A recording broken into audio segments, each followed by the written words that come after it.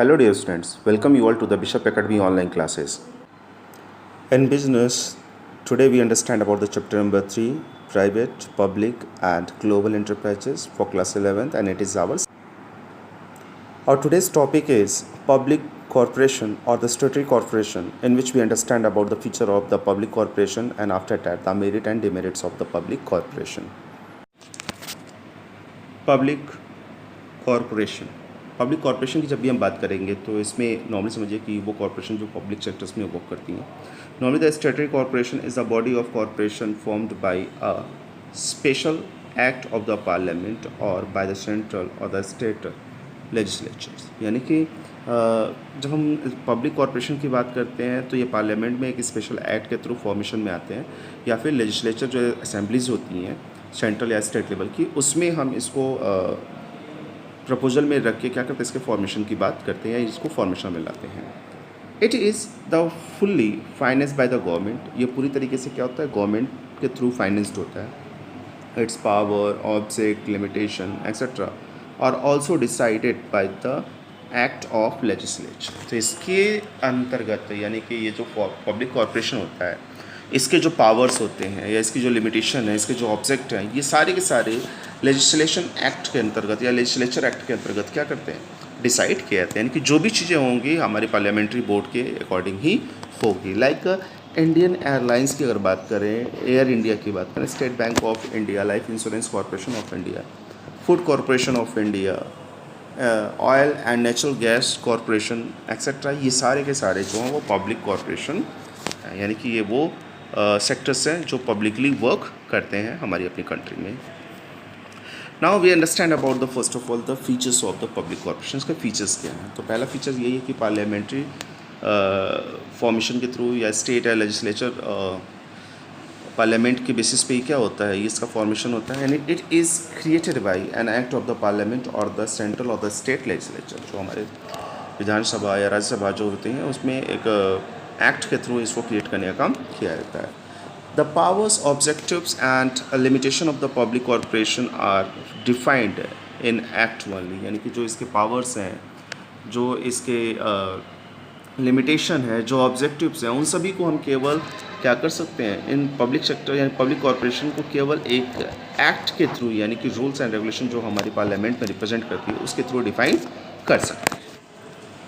Third point की बात करें, it operate under the control of the central और द स्टेट गवर्नमेंट. इसका जो ऑपरेशन एक्टिविटीज़ होती है यानी जो एक्टिविटीज़ करता है, इस तरह की जो बिजनेस एक्टिविटीज़ होती हैं पूरी तरीके से सेंट्रल या स्टेट गवर्नमेंट के अंडर कंट्रोल वर्क करती हैं. फोर्थ पॉइंट की बात करते हैं तो it is a separate legal entity. इसकी अपनी खुद की अलग पहचान होती है. इसमें मतलब ये है कि डिपार्टमेंटल अंडरटेकिंग की तरह नहीं होता है जिसमें गवर्नमेंट के बगैर उसका कोई अपना अस्तित्व नहीं होता है, लेकिन इसका क्या होता है, इसका अपनी खुद की अलग पहचान होती है. It get the incorporated automatically when act is passed in the parliament. कहता है कि ये इसका जो वर्किंग सिचुएशन है या इसका जो फॉर्मेशन अपने आप ही हो जाता है जब इसको क्या कहता है, यानी अपने आप शुरू हो जाता है जब इसको पार्लियामेंट में क्या कहते हैं, अप्रूवल मिल जाता है. यानी पार्लियामेंट में इसके फॉर्मेशन को पास कर दिया जाता है. फिफ्थ पॉइंट की बात करें, it managed by the board of directors who are nominated by the government. ये बोर्ड ऑफ डायरेक्टर कौन होते हैं? बोर्ड ऑफ डायरेक्टर वो डायरेक्टर्स होते हैं, वो लोग होते हैं जो उस पब्लिक कॉरपोरेशन को ऑपरेट करने का काम करते हैं, जिसको गवर्नमेंट क्या करती है, नॉमिनेट करने का काम करती है. सिक्स पॉइंट की बात करते हैं तो इसमें कहता है the public corporation has its own rules of recruitment and remuneration of its staff and the employees. यानी कि जैसे अगर देखें तो पब्लिक सेक्टर में क्या था, पब्लिक सेक्टर में सारी की सारी चीज़ें बजटरी कॉन्सेप्ट से होती थी और वो लोग सिविल इंजीनियर सिविल सर्वेंट कहलाते थे और उसका प्रोसीजर्स जैसे सिविल सर्वेंट के को रिक्रूट करने में जो भी प्रोसीजर्स फॉलो किया था उन सबको फॉलो किया जाता था. ठीक उसी तरीके उसके अगेंस्ट यहाँ पे क्या है, the public corporation has its own rules of recruitment. यानी कि यहाँ पे अगर किसी को कुछ ज़रूरत है तो इसके खुद के अपने अलग से रूल्स हैं. एंड रेमुनरेशन, और ये अपनी रेमुनरेशन अलग से देती है. जैसा इसको जैसे बजट उसमें क्या था, पब्लिक वाले में उसमें बजट अलाउ करना उसके हिसाब से रेमुनरेशन मिलता था, लेकिन इसमें क्या होता है, इसमें ये कंपनी जो कॉरपोरेशन है वो खुद ही इसको मेंटेन करती है अपने स्टाफ और एम्प्लॉयज़ के लिए. सेवन्थ पॉइंट की बात करते हैं, it is enjoyed the administrative autonomy as it is relatively free from the political interference. तो यहाँ पे क्या है कि इस तरह की जो पब्लिक कॉरपोरेशन होते हैं ये इनके पास एडमिनिस्ट्रेटिव ऑटोनॉमी होती है। अगर एडमिनिस्ट्रेटिव ऑटोनॉमी की बात करें तो ये रूल्स कैसे करने हैं, चीज़ों को कैसे मैनेज करना है, उसकी अथॉरिटी इनके पास होती है, ये अपने तरीके से कर सकते हैं। यानी कि ये फ्री होते हैं किससे, पॉलिटिकल इंटरफेरेंस से। इनमें पॉलिटिकल इंटरफेरेंस नहीं होती, इसमें कोई पॉलिटिकल पार्टीज़ का मिनिस्टर इसमें पार्टिसिपेट नहीं करता। इसमें पार्टिसिपेशन किसकी होती है, बोर्ड ऑफ डायरेक्टर्स की होती है। जब हम बात करते हैं 8th पॉइंट की, the main motive of public corporation is to serve the general public. इसका जो मेन मोटिव होता है वो अर्निंग नहीं होता, इसका सर्विस होता है, पब्लिक को वो सर्व करना चाहता है। 9th पॉइंट की बात करें, it is accountable to the parliament और the state legislature for its operation and has to be submit its annual report on its working. यानी कि जो पब्लिक सेक्टर्स होते हैं वो क्या करते हैं, पार्लियामेंट के बेसिस पे या पार्लियामेंट और स्टेट लेजिस्लेचर में क्या होते हैं, अकाउंटेबल होते हैं। ये वहाँ पर इन चीज़ों के बारे में बताने का काम करते हैं। इसके साथ साथ ये क्या करते हैं, ये एनुअल रिपोर्ट भी जो उन्होंने काम किया है, जहाँ इन्वेस्टमेंट किया है, जहाँ से प्रॉफिट कमाया है, वो सारी तमाम तरह की चीज़ें जो इन्हें लगता है कि वो हमारे रिपोर्ट में होना चाहिए, उसको रिप्रेजेंट करने का काम करते हैं। 10th पॉइंट की बात करें, the accounts of the public corporation are generally audited by the controller और एंड ऑडिटर जनरल। तो नॉर्मली देखें तो जो इनका अकाउंट होता है वो ऑडिटर जनरल क्या करता है, ऑडिट करने का काम करता है। ऑडिट करने का सेंस यहाँ पे क्या है कि जो अकाउंटिंग वर्क इन्होंने किया हुआ है, जो डिटेल इन्होंने मेंटेन किया उसको चेक करना। तो जो एक्सपर्ट होता है इस मामले में उसके थ्रू इसको क्या किया जाता है, चेक कराने का काम किया जाता है। अब हम बात करेंगे मेरिट्स यानी कि एडवांटेज की। तो इसमें एडवांटेज क्या है, तो पहली एडवांटेज है ऑटोनॉमी। तो ऑटोनॉमी होने की वजह से क्या होता है, ये इससे फ्लेक्सिबिलिटी होती है, इंडिपेंडेंसी होती है, ये अपनी ज़रूरत के हिसाब से अपने रूल्स एंड रेगुलेशन चेंजेस कर सकते हैं। यानी a public corporation is able to manage its affairs with independence flexibilities. ठीक है, या अपने अफेयर्स को इंडिपेंडेंस फ्लेक्सिबिलिटीज़ के साथ क्या कर सकते हैं, मेंटेन या मैनेज करने का काम कर सकते हैं। यानी कि किसी के ऊपर इनका डिपेंडेंसी नहीं होती, इनको वेट नहीं करना पड़ेगा किसी डिसीजन के लिए। क्विक डिसीजन, जैसे देखिए मैंने डिसीजन की बात कर रहे हैं, तो जब हम अपनी ज़रूरत की चीज़ों को अपने पॉइंट ऑफ व्यू से मैनेज कर सकते हैं तो हमें डिसीजन लेना आसान होता है। यहाँ पे क्या होता है, जैसे पब्लिक सेक्टर में डिसीजन हो जा रहा है पब्लिक कॉरपोरेशन में, लेकिन इसके पहले जब हम बात कर रहे थे अपने पब्लिक कंपनीज़ की बात कर रहे थे या डिपार्टमेंटल अंडरटेकिंग की बात कर रहे थे, तो उसमें क्या था कि वो गवर्नमेंट डिसाइड करती थी कि ये चीज़ कैसे करना है। तो उसमें अगर हम कोई प्रपोजल भेजते भी थे तो क्या होता था, उसमें डिले होता था, लेकिन यहाँ पे डिले नहीं होता है, यहाँ जल्दी डिसीजन ले आता है। अब public corporation is relatively free from red tapism. Red tapism जिसने कहा तानाशाही, जो अभी आपने बहुत बार उनके बारे में सुना होगा, क्या बोलते हैं, हिटलर के बारे में सुना होगा कि उनका रूल एंड रेगुलेशन अपने अकॉर्डिंग होता है, किसी चीज़ को वो मानते नहीं थे। तो तमाम तरह की चीज़ें ऐसी होती तो कई बार डिसीजन ये होता है कि जब हम बात करते हैं डिपार्टमेंटल अंडरटेकिंग में, तो जो मिनिस्टर होता है वो अपनी मर्जी से जो चाहता है वो करवाता है। तो यहाँ पे ऐसा कुछ नहीं होता, उसका रेड ट्राइपिज्म यहाँ पे वर्क नहीं करता है। As there is a less file works and less formalities to be completed before taking the decision. तो अब यहाँ पे क्या है, तो बहुत ही कम फाइल वर्क होते हैं और बहुत ही कम फॉर्मेलिटीज़ होती हैं डिसीजन को लेने के लिए। जैसे उसमें क्या था पिछले वाले कॉन्सेप्ट में जिसमें हम डिपार्टमेंटल अंडरटेकिंग की बात कर रहे हैं, तो वहाँ पे अगर डिसीजन लेना तो बहुत सारे पेपर वर्क्स कंप्लीट करने पड़ते थे, और यहाँ पे पेपर वर्क कंप्लीट करने में बहुत सारा नहीं, बहुत ही कम पेपर वर्क कंप्लीट करके हम डिसीजन को मेंटेन करने का काम कर सकते हैं। फिर सर्विस मोटिव होता है, यह नॉर्मली करता है the activities of the public sector corporation are discussed in the parliament. इसकी जो एक्टिविटीज होती है वो डिस्कस की जाती है पार्लियामेंट में। This ensure the protection of the public interest, जिसमें क्या होता है, पब्लिक इंटरेस्ट को फोकस करके रखा था। यानी उसमें अश्योरिटी जो होती है, उसमें जो मेन ऑब्जेक्टिव जो होता है वो पब्लिक इंटरेस्ट ही होता है। Sufficient staff, efficient staff, normally इसमें क्या होता है, इफिशिएंट स्टाफ यानी कि वो स्टाफ जो अच्छे से काम कर सकता हो। The public corporation can have their own rules and regulations. Public corporation के उसके खुद के रूल्स एंड रेगुलेशन होते हैं regarding to the remuneration and requirement of the employees. किसके रिगार्डिंग, क्या वो पेड करने वाले हैं और किस तरह के एम्प्लॉय को पेड करेंगे, उसके रिगार्डिंग उनके पास अपने खुद के रूल्स एंड रेगुलेशंस होते हैं। It can provide better facilities and attractive terms of services to staff to secure the efficiency working for its staff from its staff. तो कहता है कि अपने स्टाफ से बेहतर वर्क को अडॉप्ट करने के लिए या बेहतर से बेहतर काम लेने के लिए वो क्या करता है, it's can provide the better facilities और अट्रैक्टिव रेम्यूनरेशंस। वो क्या करता है, अच्छी फैसिलिटीज़ और एट्रैक्टिव टर्म्स में सर्विसेज प्रोवाइड करने का काम करता है, यानी कि उनको अच्छा रेम्यूनरेशन भी देता है।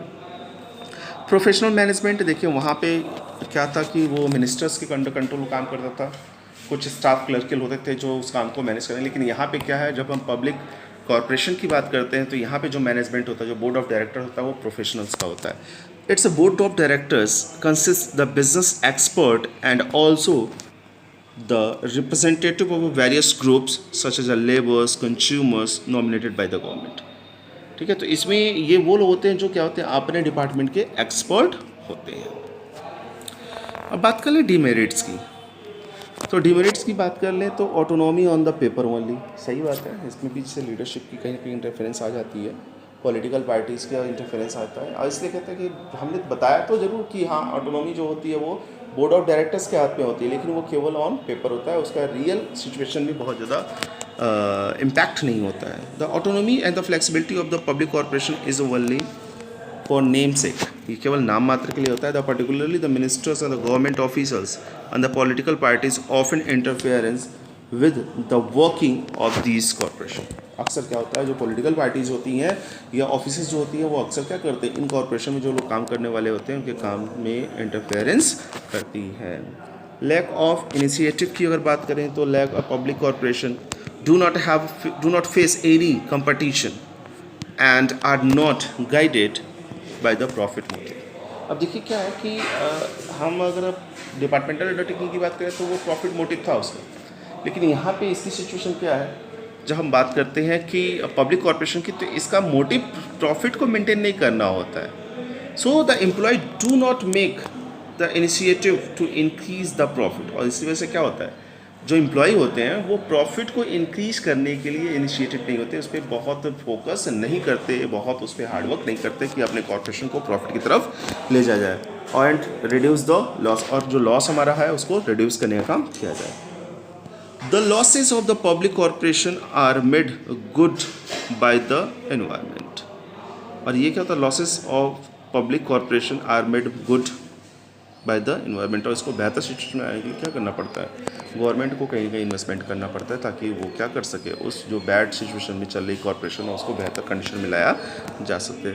रिग्ड स्ट्रक्चर होता है इसमें, मतलब बहुत ज़्यादा बदलाव नहीं कह सकते क्योंकि इनके रूल्स एंड रेगुलेशन अपने खुद के बनाए होते हैं, प्री डिफाइंड होते हैं, तो उसमें चेंजेस नहीं ला सकते। अनफेयर प्रैक्टिसेस की अगर बात करें तो government boards of the public corporation में इंडल्ज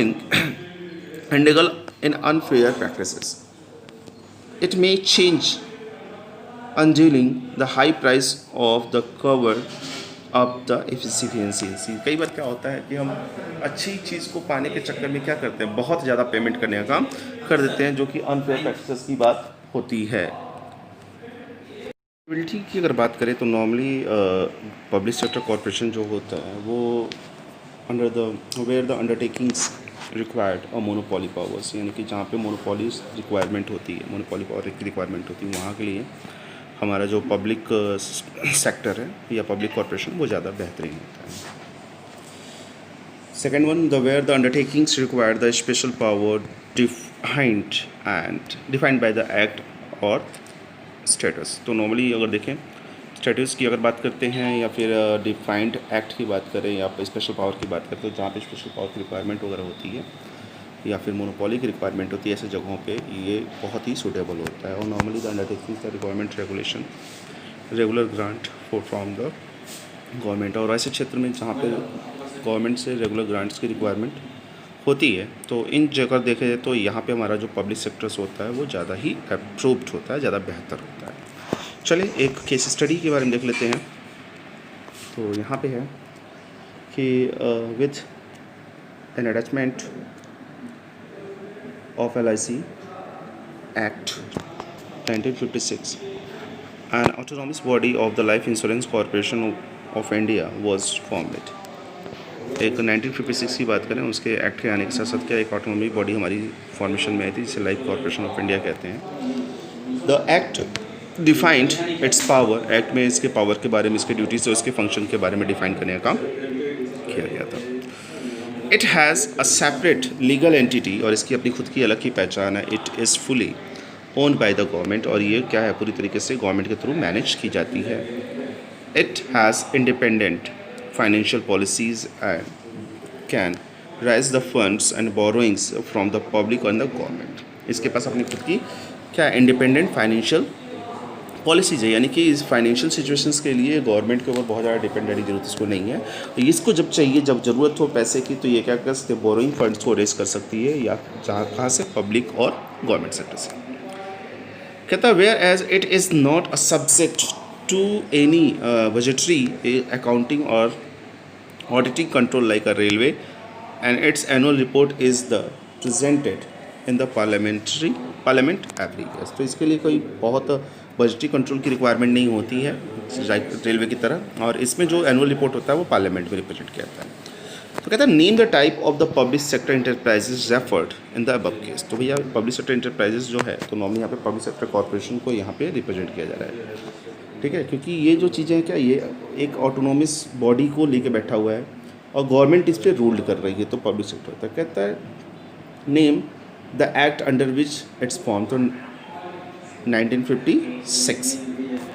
और उसके बाद अगर बात करें तो नॉर्मली ये कहता है द नेम अदर स्टेटरी कॉरपोरेशन, तो ये हो जाएगा oil and natural gas corporation. यहाँ पे LIC की बात किया है 1956 के अकॉर्डिंग जो एक्ट है, और दूसरा यहाँ पे ONGC यानी कि oil and natural gas corporation India जो है वो भी क्या एक पब्लिक कॉरपोरेशन है। और साथ ही साथ कहता है state the 2 features of the स्टेटरी mentioned above, तो पहला सेपरेट लीगल एंटिटी और फाइनेंशियल ऑटोनॉमी इसके पास होती है।